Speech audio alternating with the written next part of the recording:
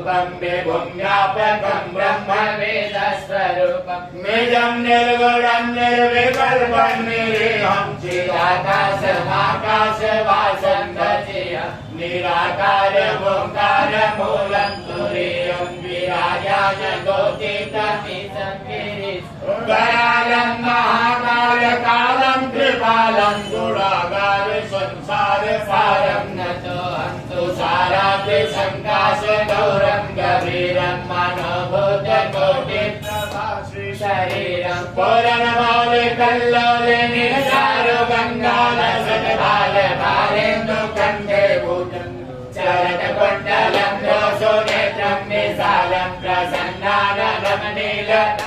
दयालं मृगाधीशचरमाम्बरं वण्डमालं प्रियं शङ्करं सर्वनाथं भजेऽहं मयात्मं वचिष्ठं प्रगल्भं परिशम् अखण्डं मदं भानुकोटिप्रकाश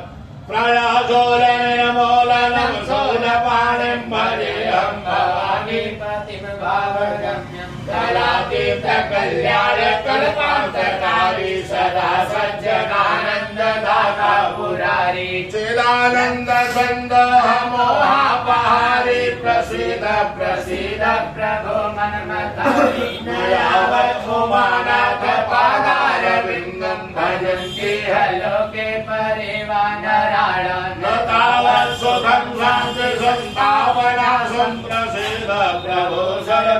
सर्वभूताधिवासं न जानामि योगं जपं नैव पूजा न कोऽहं सदा सर्वदा सर्वतोभ्यं जराजन्म